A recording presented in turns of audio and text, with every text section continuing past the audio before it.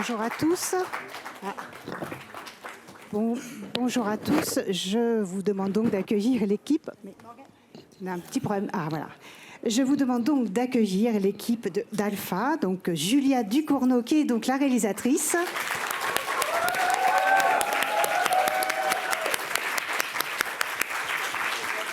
Le comédien Tahar Rahim.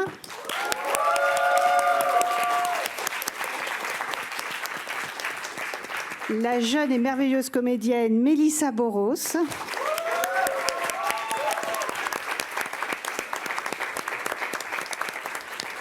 Le très sensible comédien dans le film Finnegan Oldfield. Merci beaucoup. Le compositeur et sound designer Séverin Favrio, et ça c'est très important aussi.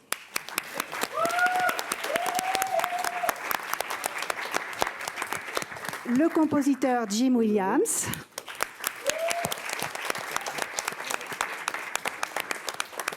Le producteur Eric Altmaier.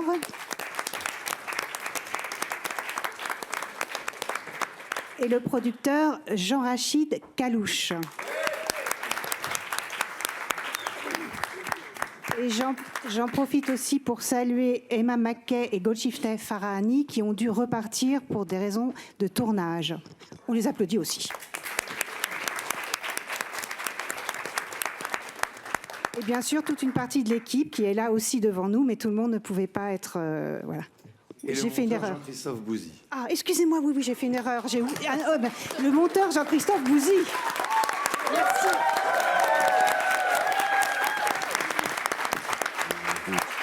Excusez-moi, je suis désolée. Donc, en fait, il y a beaucoup de questions, mais moi, je vais commencer par en poser une, parce que ce film est absolument bouleversant. C'est un film d'orage, donc ça tombe bien aujourd'hui, je trouve. Et j'ai rarement vu un film avec autant de points d'entrée où on pouvait se poser la question des sujets. Et il y en a un qui me bouleverse particulièrement, c'est le choix de l'amour inconditionnel, de l'amour fou d'un être pour un autre, en l'occurrence une fratrie, avec en son cœur une adolescente. Et je voulais savoir qu'est-ce qui a déclenché ce choix de cet amour entre un frère et une sœur, et puis cette jeune fille.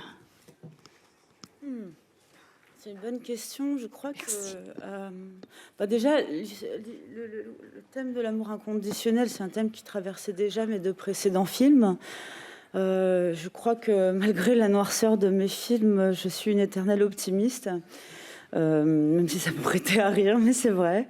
Je crois très fort que, et de plus en plus aujourd'hui, que l'amour est un acte de résistance. Et en tout cas, c'est vraiment... Il n'y a que là-dessus, à certains moments de nos vies ou à certains moments de l'histoire, en ce qui concerne la société plus généralement, où c'est la seule chose à laquelle on peut se raccrocher. Et c'est déjà énorme, hein, en fait. Et ça peut changer énormément de choses.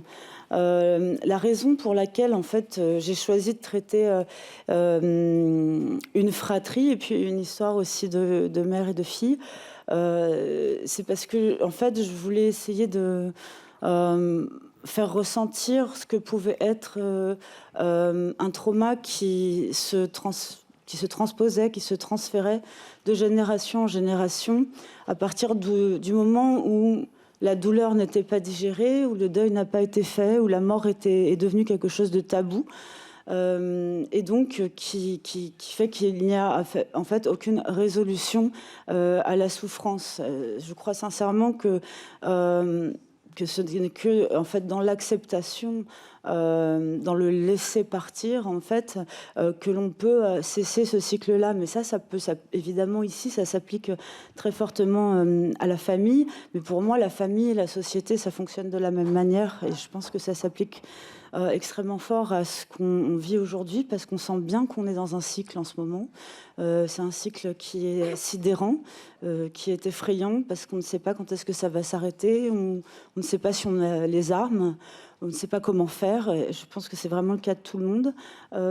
Et évidemment, pour moi, ça a été une manière, en fait, je crois, de catharsiser cette peur-là en la traitant au sein de cette famille-là et en la traitant aussi dans un film d'époque, entre guillemets, puisqu'on on parle d'un passé dans lequel chacun voit ce qu'il voit, mais bon, nous ne sommes pas aujourd'hui. Et je crois que cette transposition-là m'a aidé à avoir une distance que je n'ai absolument pas aujourd'hui, compte tenu de l'état de sidération dans lequel nous sommes tous. Oui, c'est un grand film de fracas, c'est un grand film de bataille, mais c'est en aucun cas un film de chaos. Au contraire, c'est un film qui va toujours vers l'avant, et on va aller vers l'avant avec des questions. Donc, alors, une première question. Hi, Julia. This is Rodrigo Fonseca from Brazil, a big fan of Titanic, and your next new movie is amazing. De vos films, celui-ci est fantastique. Pouvez-vous nous parler du design de la production, votre coopération avec le designer de production? Oui, alors ça c'est une bonne question. Juste pour être sûr, quand on dit production designer, vous savez que selon les pays, le terme revêt un sens différent. Vous voulez dire la direction artistique du film, d'accord? Donc les images, les plateaux, les d'accord. Ok. Et le tournage. Alors, j'ai traité deux périodes différentes, différemment, entre guillemets. Et ces époques, au niveau des images, je voulais qu'elles s'opposent en quelque sorte. Dans le passé, dans les flashbacks, dans ces retours, vous avez des images très homogènes, très saturées dans les couleurs. Et avec mon chef-op, on a essayé de faire vivre ce ressenti nostalgique des appareils photo Kodak du passé, donc avec des couleurs intenses, saturées. Et c'est très nostalgique parce que quand je regarde mes propres photos de famille, je suis nostalgique. Et c'est ça que je voulais faire ressortir, parce que ça incarne aussi une société qui, à l'époque, était unie, soudée. Et dans les flashbacks, on sent qu'il y a un virus, mais on ne sait pas vraiment quel est ce virus, quelle est sa nature et quel impact il va avoir sur la société.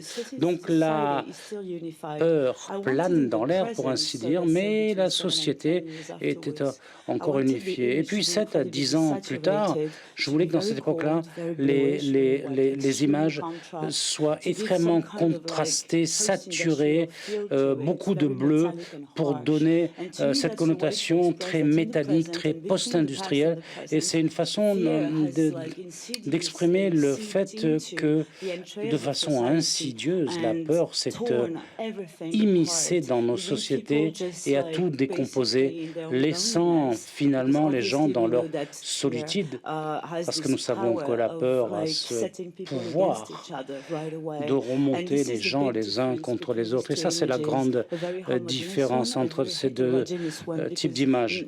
Des images homogènes d'un côté et très hétérogènes après, parce que la société a changé. Parce que nous savons ce qu'il en est du présent, mais nous ne voulons pas le savoir.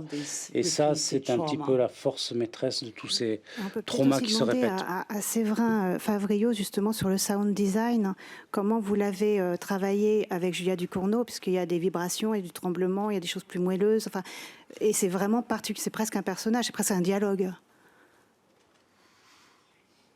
Effectivement, de toute façon, le cinéma de Julia demande de créer une réalité qui est propre au film. Et ce qui est difficile, à la limite, je dirais, c'est les parties qui sont les moins impressionnantes au niveau du son, parce que les parties impressionnantes au niveau du sound design, elles sont pas forcément simples à chercher, mais on sait à peu près vers où on va, alors que le quotidien, quel est le quotidien de la réalité d'un film de Julia Ducournau, c'est, à la limite, je dirais, c'est ça qui est le plus compliqué à trouver. Et alors qu'au début, je m'étais dit qu'on allait se diriger vers quelque chose de l'ordre de la... comment on dit ? La propagation... je voulais intimer la propagation du virus par le son, donc par des courants d'air et par de l'air qui se propage et tout. Et en fait, il s'avérait que ça n'était pas très efficace. Et à un moment, enfin, quand après avoir fait la scène de Portishead, et on arrive dans la salle de bain, et j'ai trouvé cette idée de basse, parce qu'en plus, Alpha, Mélissa, quand elle est un peu comme ça, parce qu'elle est post-alcool, donc elle est un peu dans les vapes. Et je me suis dit, on est un peu comme dans un bateau, il y avait ces basses qui arrivaient, et j'ai eu l'impression qu'on enfermait bien ces personnages et l'histoire dans des basses, dans le tréfonds. Et que, après, j'avais fait la salle de classe aussi de Finnegan, et je savais pas trop comment attaquer cette scène, parce que cette scène était en son, au début, un peu anodine, en fait, au niveau sonore, hein, je parle, parce qu'elle dit énormément de choses dans le film. Et en même temps, je voulais quand même quelque chose, et Julia aussi me demandait quelque chose pas de désagréable, mais en tout cas quelque chose Organique. Oui, pas dans le confort. Et le fait d'avoir trouvé des bases comme ça qui enfermaient encore une fois ces personnages et un certain mal-être et même physique, fait que là, je pense qu'on avait trouvé un fil et après on a pu dérouler le... Si je peux me permettre juste de rebondir 2 secondes là-dessus, je crois aussi qu'une de nos perspectives majeures, c'était que tout soit ressenti depuis l'intérieur du corps du personnage d'Alpha. Tout est ressenti depuis son intérieur, d'où la violence évidemment du son parfois. Je pense à la scène de la piscine, beaucoup plus simplement la scène effectivement dans la salle de bain où on la découvre après la fête où elle est revenue ivre. Là, on se met complètement dans sa tête de quelqu'un qui a la gueule de bois. Il y a donc assez Larsen, très désagréable. On sent bien qu'elle n'est pas dans le même univers que sa mère, où là, le son est beaucoup plus normal, beaucoup plus dans la réverb de la pièce. Et en fait, vraiment, je pense aussi à la scène des échafaudages, à la fois dans l'iconographie du film, dans le traitement de l'image et dans le traitement du son de manière extrêmement essentielle. L'idée, c'était vraiment d'être dans le ressenti, dans les peurs du personnage principal. Voilà. Une autre question? Hi there. Dylan Fernando, Films Fatale Canada. This question is for Julia and Tahar. How did you both build and develop the character of Uncle Amin? Comment vous avez développé, travaillé, élaboré ce caractère que vous interprétez? When I first read the script, Quand j'ai lu le scénario pour la première fois, j'ai tout trouvé. Parfois, quand vous lisez un scénario, vous avez des questions, beaucoup de questions que vous allez poser ensuite au réalisateur, etc., pour construire votre personnage. Mais dans ce cas, everything was there, and the conversation we had around the character was more. et nos débats autour du personnage, comment dire, c'était pas des choses très très détaillées, mais ce qu'il ressent, lui qu'il pense être, sa sœur, sa nièce, et son rapport avec tout le film de façon générale. Donc vivre à travers ce personnage, ça a été quelque chose de vraiment très, très fort. Ce que j'ai aimé chez Julia, ce que j'ai aimé du point de vue de mon expérience d'acteur, vous n'apprenez à connaître un réalisateur qu'à partir du moment où vous commencez à tourner. Et j'avais ce pressentiment que, comment dire, je le sentais, que nous parlerions la même langue, que nous ressentions ces vibrations en commun. Et le premier jour, une chose m'est arrivée qui ne m'est plus jamais arrivée. Première prise, première séquence, je ne sais pas ce qui s'est passé. Ça l'a fait, comme on dit. Ça a collé. C'était organique, comme ça vient d'être dit. Et en tant qu'acteur, quand vous ressentez ça dès le début, dès la première seconde, vous dites « Ok, c'est authentique, ce que j'ai ressenti ». Et tout ce que je peux apporter à son film, tout ce parcours émotionnel, eh bien, je me suis dit, ça repose une confiance particulière, spécifique entre nous deux. Oui, non, je n'ai pas grand-chose à rajouter. Donc, je suis content de l'avoir entendu le dire et je ressens absolument les mêmes choses, si ce n'est pour rajouter qu'il a eu un travail de préparation absolument incroyable. Il a travaillé auprès d'une organisation parisienne. Il y était tous les jours pour parler de la vie des gens que cette assoce défendait. Et ça a été quand même remarquable. Et donc, il a résisté à une perte de poids incroyable. Donc il a travaillé avec cette association et le voir bosser avec eux, c'était incroyable. Et semaine après semaine, je voyais son évolution. C'est pas que je vérifiais son poids tous les jours, je le mettais sur la balance, non. Je suis quand même pas un monstre de ce type. Mais je voyais bien qu'il avait complètement intégré dans son fort intérieur, pas simplement dans le rôle, il avait intégré ses gestes, ses regards, ses textes. Et au cours de ces 3 mois de préparation, je l'ai vu devenir le personnage qu'il a interprété. Et ça, c'était très spectaculaire. Là, voilà. Bonjour, je m'appelle Yaël Kahn, je suis journaliste française. Ma question, elle est pour... Je suis Yaël, journaliste française. Ma question, elle est pour vous, Tahar. Vous êtes adepte de nombreuses transformations physiques. On l'a vu notamment dans Le Serpent, Monsieur Aznavour désigné coupable, maintenant dans Alpha, entre autres. Vous êtes donc un acteur caméléon. Est-ce que accepter de tels défis, pour vous, c'est vous challenger? Comment vous vous êtes préparé dans ce rôle particulièrement dans Alpha? Et comment vous l'avez vécu, vous, dans votre quotidien? Oui, alors c'est des challenges très souvent que j'aime me mettre pour plusieurs raisons, parce que j'appréhende mon métier, j'aime essayer de retrouver cette virginité que j'ai eue la première fois quand je l'ai fait, qui est... Enfin, une première fois n'existe qu'une première fois, et après on essaie de courir après, et si on fait pas, on prend pas des risques, on s'en rapprochera jamais. Et c'est quelque chose dont j'ai besoin pour essayer de me dépasser. Et ouais, donc c'est forcément des challenges. Et j'aime beaucoup ça. Après, cette histoire de transformation, de composition, ça arrive quand le personnage et le film le permet. Sinon, c'est pas quelque chose auquel il faut penser. Et dans ce cas-là, ça s'imposait de fait. Il fallait qu'il soit dans un état physique qui corresponde au personnage. Sinon ça marchait pas. Donc on en a parlé avec Julia, évidemment. Mais il y avait un physique à atteindre, mais j'ai eu la sensation qu'il fallait que j'aille plus loin. Elle m'a pas dit ouais, va aussi loin. Il fallait que ça marche. Mais à un moment donné, j'ai poussé plus loin parce que j'avais la sensation qu'il fallait que je vive quelque chose, peut-être de manière un peu égoïste, mais comme une sorte d'expérience. Parce qu'un rôle comme ça, c'est un cadeau. D'ailleurs, je te remercie encore. Et je te remercie aussi de nous avoir filmé aussi bien et de cette manière-là, parce que j'ai réalisé hier, quand je l'ai vu la deuxième fois, c'était assez particulier. Donc, merci encore. C'est avec amour. Merci. Et c'est réciproque. Après, le travail, c'était un gros travail, évidemment, de régime. Mais ça, c'est la porte d'entrée. Parce qu'ensuite, il faut créer un monde.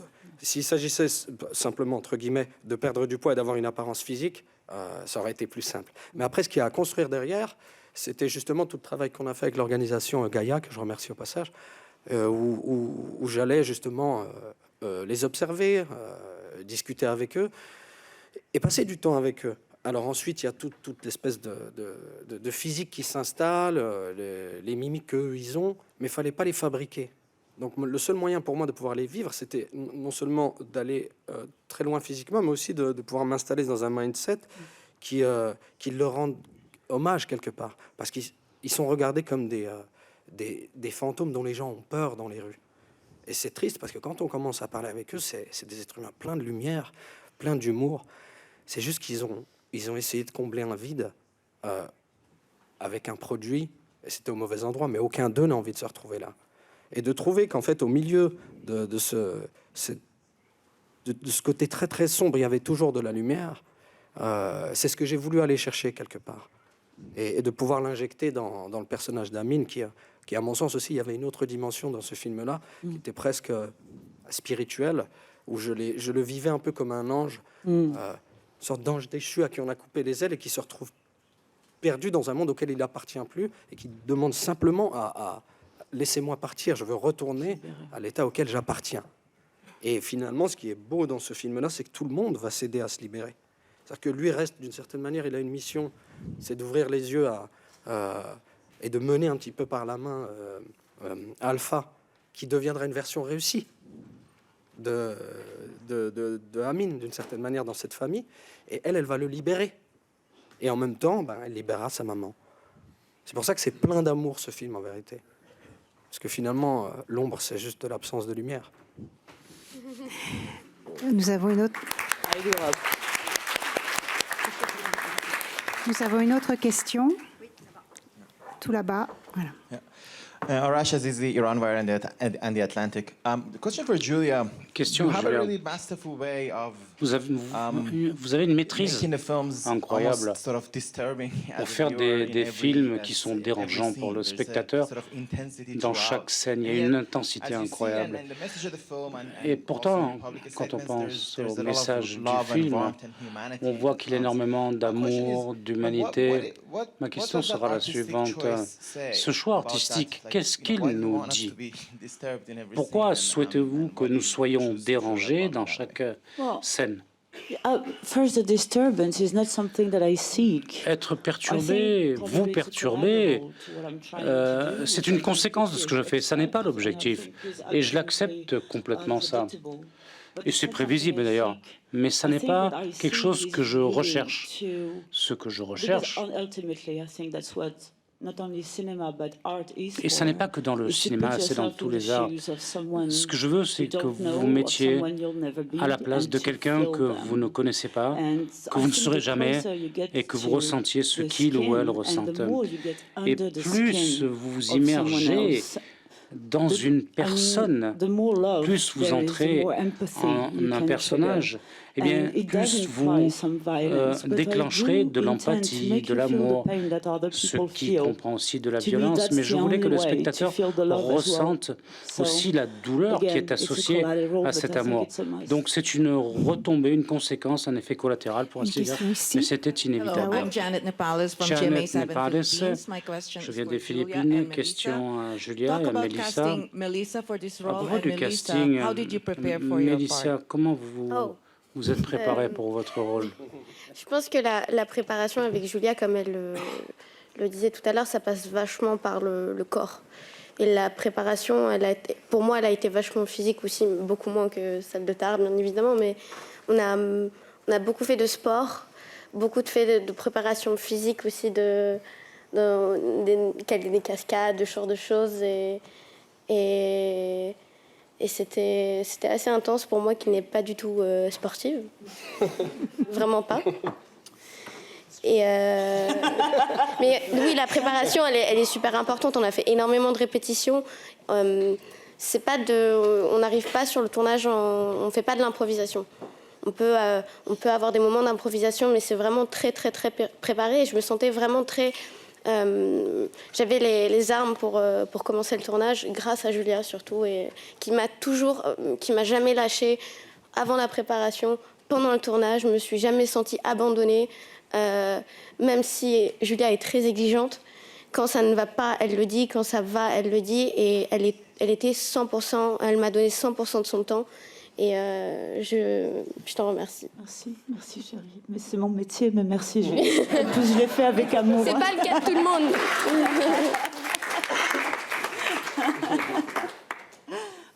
Et pour, as far as the casting question. Et la question sur le casting. Je ne vous vois pas, vous êtes là, d'accord. Oui, alors le casting. To start with, I didn't want to work with someone who was a minor. Pour commencer, je ne voulais pas travailler avec des mineurs. For many reasons, Pour des some tas de might raisons. tell you for production reasons. Certains vous diront pour raisons liées à la production. C'est difficile de travailler avec des mineurs par rapport au temps passé sur le plateau, les heures. Et je ne voulais pas expliquer ce film à des jeunes, des mineurs ou des gens de l'âge d'Alpha. Et le rôle en lui-même avait une telle largeur de bande d'émotions qu'il serait difficile de trouver personne très jeune pour exprimer tout ça. Donc on s'est dit, dans le casting, depuis le début, on caste des jeunes femmes entre 16 et 20 qui font moins que leur âge. Ça, c'est la première partie technique du casting. Et quand j'ai rencontré Melissa, pour moi, le choix était évident. En fait, ça ne s'est pas fait tout de suite. Je l'ai fait revenir. J'ai essayé de voir comment je pouvais lui parler, comment je devais adapter mon parler, mon langage. Et parfois j'avais l'impression de l'agresser un peu, comme je suis en train de le faire, mais elle l'a compris, elle n'a jamais été perdue là-dedans. Quand je travaille, je parle très vite. Et je lui dis, voilà, tu vois ça, tu vois ça, tu vois ça. L'accent, il est là, après tu es là, tu regardes ici, etc. Et elle disait, oui, d'accord. Et je me suis dit, mais c'est un miracle, c'est incroyable. Elle assimile tout ça à une vitesse incroyable. Et outre son talent immense d'actrice, elle a quelque chose que j'adore. Et là où je me reconnais aussi. Elle et moi, nous sommes très infantiles, quelque part. C'est important pour elle, c'est important pour moi. Ça fait partie de moi, c'est important pour ma vie. Et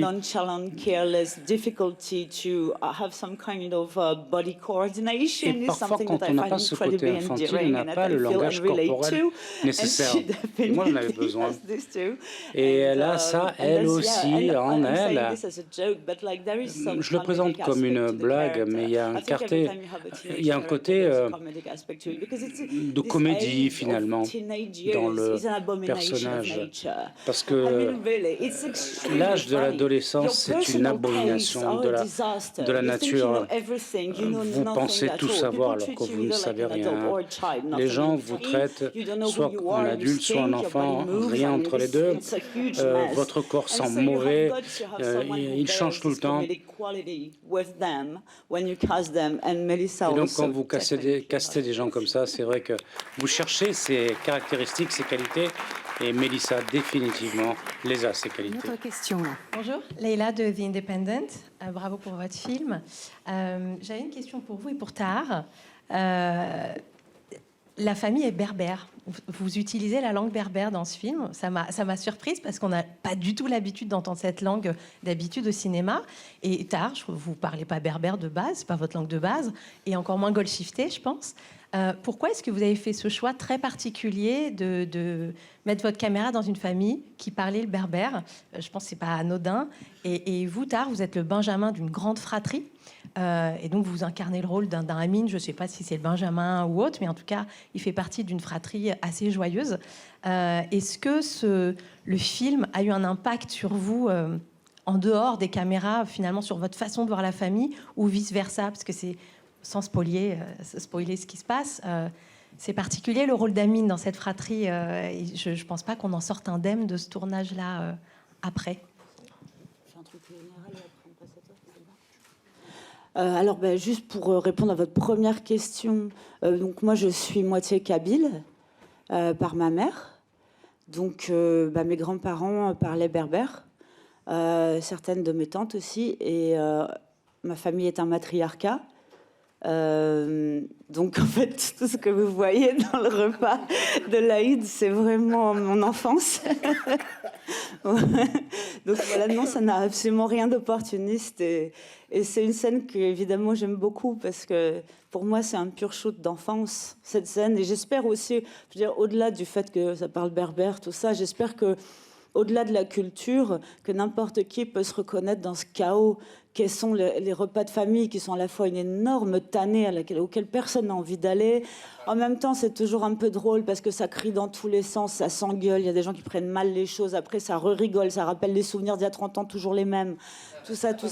Et en fait, je trouve que ça dépasse en fait le cadre de ma scène et de ma famille, et c'est quelque chose, être un enfant là-dedans, être paumé là-dedans, et à la fois se sentir... appartenir à ça et aussi complètement en décalage par rapport à ça, surtout quand on est biculturel et qu'on ne parle pas la même langue que ses grands-parents, c'est quand même c'est une situation qui est un petit peu particulière parce qu'on se comprend par l'amour, mais on ne se comprend pas dans la vie. Donc en fait, c'est au ton qu'on comprend. Moi, je sais que ma grand-mère, quand elle me parlait, c'était... Il y avait le ton, je savais si j'avais dit ou fait une bêtise ou pas, quoi. Moi, je suis allée trop loin, il faut que je disparaisse 2 secondes. Mais voilà, j'aime beaucoup Sunset pour ça, parce que je crois quand même... Enfin, c'est comme ça, en tout cas, que je vois la famille en général. Pas juste ce genre de famille-là qui habite en cité, qui est tout ça, qui est un grand matriarcat. Mais juste pour revenir, du coup, pour insister sur le truc du matriarcat, parce qu'après, je vais laisser la parole à Tahar. Alors oui, évidemment, c'est une famille dans laquelle les hommes sont un peu dépassés par tout ce bruit, toute cette force, cette énergie déployée de toutes parts de manière assez chaotique. Ils n'ont pas forcément leur place. D'ailleurs, il y a un plan dans cette scène-là où on voit le grand-père comme ça se lever, il dit rien, il est très calme, il va s'asseoir, il est très spectateur de ce qui se passe. En fait, et finalement, le seul homme qui parle à table, c'est le copain Benny, qui est français, raciste. Mais bon, vu qu'il fait partie du même bloc d'immeubles, c'est la famille. Voilà, les années 90, c'était ça. Et je trouve ça marrant de se dire que les hommes de la famille ne s'expriment pas du tout. Enfin, marrant, voilà, c'est pas drôle, mais il se trouve que dans un matriarcat, c'est comme ça. Donc oui, pour le personnage d'Amine, c'est incroyablement écrasant. Ça peut donner des pistes aussi sur sa solitude, sur cette envie d'ailleurs, en fait, cette envie d'exister en dehors de ce salon, de ce repas. Et d'ailleurs, on le voit pendant le repas, il fixe la porte d'entrée, il veut sortir et il veut s'échapper par tous les moyens qu'il a, y compris donc par la drogue. Et c'est pas du tout la seule réponse à ça. Mais ça peut en faire partie, ouais, je pense. Attendez, excuse-moi, Tahar doit répondre à la question. Pardon. Mais tout a été très bien dit, d'ailleurs. C'est vrai que ça rappelle des souvenirs. Après, j'ai dû apprendre le kabyle, qui n'est pas ma langue, qui n'était pas simple, c'était des heures de travail. Mais j'ai été... quelque part, ça m'a vachement touché. En tout cas, en le lisant, ça donne des réponses aussi au personnage. Ça permet de comprendre un peu plus qui il est, sans qu'il y ait vraiment quelque chose qui soit en pleine tête comme ça, de dire « Ah, ben voilà ce qu'il a vécu, etc. » J'aime beaucoup ça dans les films, moi, quand on fait mi-chemin avec l'écran. On me dit « Viens, on se rencontre au milieu. » Et ça me donne de la matière à réfléchir. Et aussi, ça m'a permis aussi de créer des relations avec le personnage de Golshifteh, parce que je me dis que finalement, c'est la seule qui le regarde, qui l'écoute, qui l'entend. Et ça, c'était pour la partie... la construction du personnage, mais sinon, oui, ça m'a rappelé énormément de souvenirs. Et ce qui était génial, c'est quand je lis cette scène-là et je vais sur le plateau. Moi, je suis le dernier d'une grande fratrie de 9 enfants et j'ai été élevé aussi beaucoup par mes 4 sœurs et ma mère. Donc, quand j'arrive sur ce plateau et je suis avec des femmes partout, plus cette scène-là, moi, personnellement, c'est un truc que j'ai pas eu à travailler. Je me sentais en sécurité, un peu chez moi, dans mon enfance. Aussi un petit peu. J'allais me réfugier aussi, histoire de pas me faire briser. Je rigole. Mais voilà, ça m'a apporté ça, surtout. Une autre question, là-bas. It's Yannis Raouzeos from Greece. Thank you for this astonishing work. I mean, un travail it was étonnant, really, un film really étonnant. Great work this time. Even Vraiment better, I would superbe. say, than Pour moi, Titane. c'était même mieux que Titane il y a quelques... Nettement meilleur, je dirais même. Bon, c'est noté, c'est noté. Thank you. And I would definitely like to speak a little bit about this combination. J'aimerais bien parler de cette combinaison entre la familiarité et le manque de familiarité dans ce film. Et j'aimerais parler aussi du rôle de toutes ces combinaisons d'atmosphère onirique, avec les couleurs tristes, effacées du passé, les couleurs saturées de l'époque présente. Parlez-moi un peu plus. As a notion in art in this film. And in your work in general. Et de l'étrangeté. Parlez-moi de ce qui est étrange. Merci pour la question. Alors le mot étrange, étrangeté, c'est le bon terme. J'aime bien ce mot. Je ne sais pas si vous l'avez noté, vous me direz, mais je voulais que ça ne soit pas prétentieux, mais quand on fait des références, c'est prétentieux. Donc j'ai zappé un certain nombre de références et j'ai glissé des références à Edgar Allan Poe, qui est l'un de mes auteurs favoris. Il y a par exemple The Dream Within a Dream, le masque de la mort rouge dans le bar. Et ça, ce sont des choses que nous ne voyons pas vraiment, à moins d'appuyer sur pause. L'arrêt de bus où elle est à la fin, c'est Valdemar. Et ça sort du cas curieux de Valdemar. Donc ce terme d'étrangeté est vraiment bien choisi. Pour différencier la façon dont je m'en sers dans Alpha par rapport à Raw and Titan, c'est que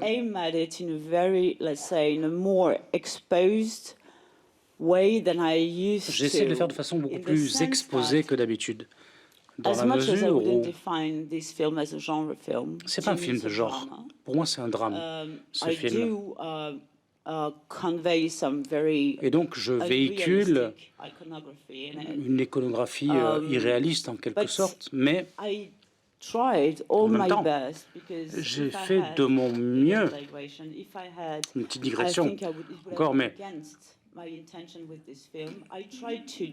je risquais d'aller contre mes intentions. Dans le cinéma de genre, je voulais... Il y a toujours la distance. Le cinéma de genre vous donne une distance de sécurité par rapport à ce que vous voyez à l'écran. Bon, je sais pas moi, des monstres ou King Kong, c'est pas réel.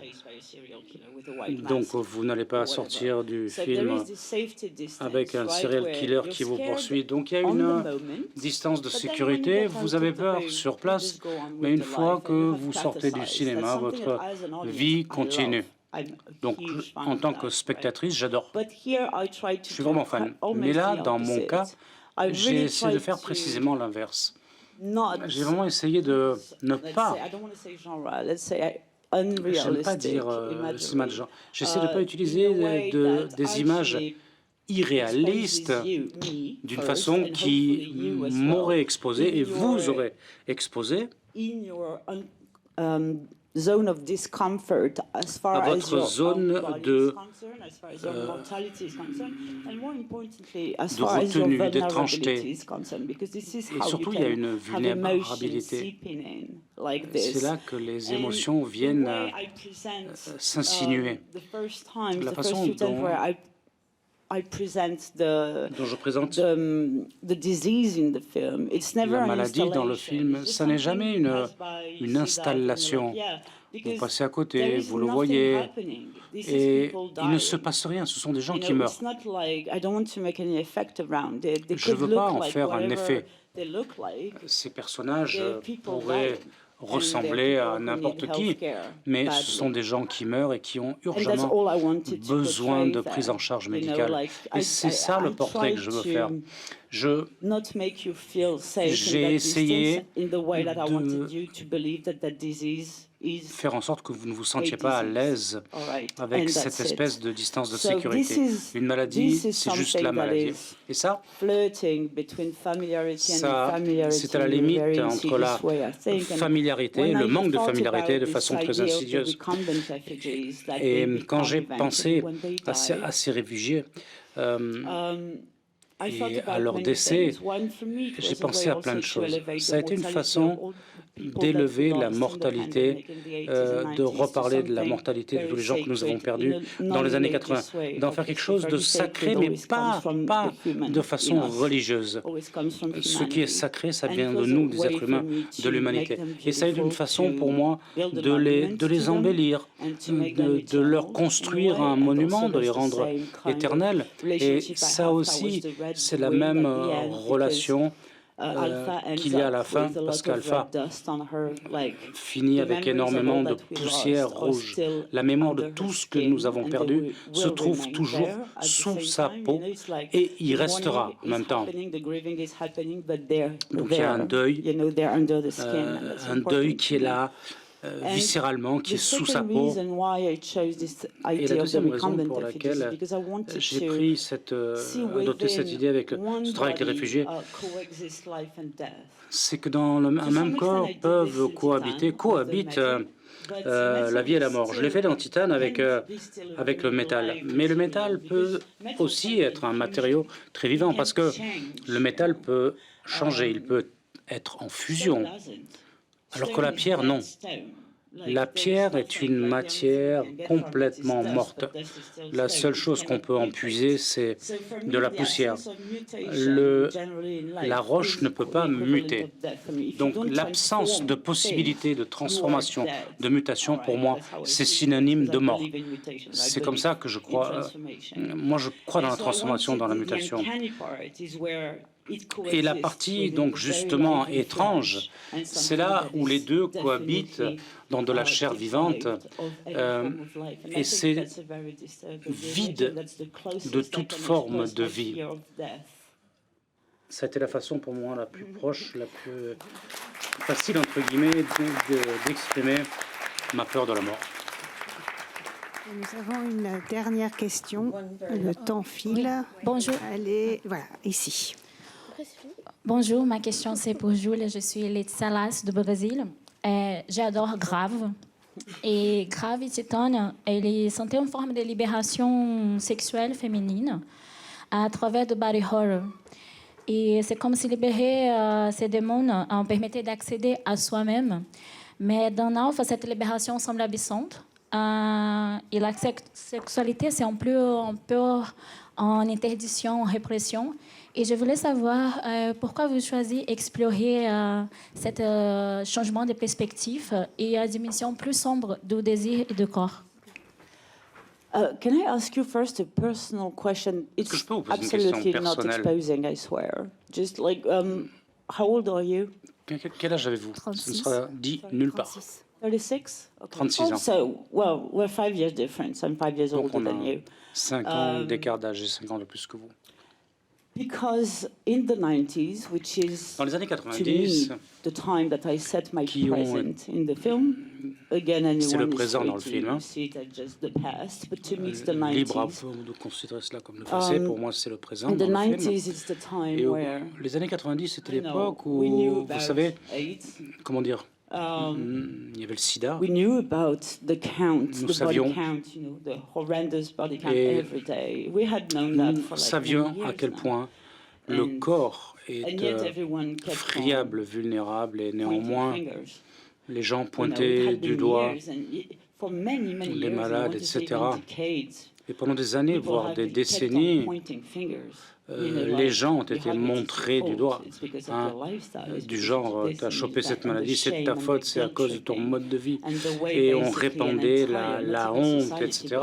Et pas simplement toute la société, mais le monde entier s'attachait à culpabiliser les gens.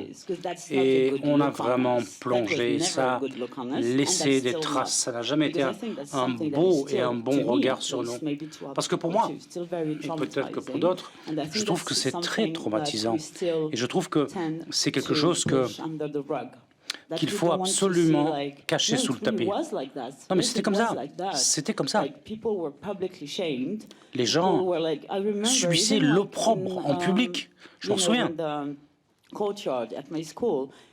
Dans la cour d'école, lorsque par exemple un élève était tombé, il saignait et que l'on voyait du sang, tous les enfants fuyaient comme dans la piscine. Personne ne le touchait pendant 2 jours, du genre « ouh, il saigne, donc il doit avoir le sida ». Et c'était incroyable. Et la seule idée de respirer le même air avec que cette personne, c'était insoutenable. Et ça, c'est horrible. Ça a été un chapitre horrible. Et ça a laissé des traces dans notre génération. On est pratiquement de la même génération, même si je suis un peu plus âgé que vous. Et quand je pense à ce retour en arrière, en termes de morale, d'éthique, en termes d'humanité, à ce recul, quand je pense à cette expérience, et quand on repense aux années 70 où c'était la liberté sexuelle, le sexe c'est bon et ça n'est pas une honte et tout, et ce que nous on a eu dans les années 90, et le seul fait de penser au sexe, ça faisait déjà de nous les femmes une salope pour ainsi dire, et le sexe est devenu tabou. Raison pour laquelle elle ne se sent pas à l'aise avec sa première expérience sexuelle. Voilà. Je vous remercie beaucoup. La conférence de presse donc s'arrête. Il y avait encore plein de questions, ce qui prouve que ce film est absolument passionnant. C'est un film inoubliable. Je vous remercie. Je m'excuse auprès de certains qui n'ont pas pu parler, mais on a fait comme on a pu, mais parce qu'il y avait tellement de choses à dire. Génial. Je suis désolée. Donc voilà, merci beaucoup et merci à l'équipe du film. Le film est magnifique.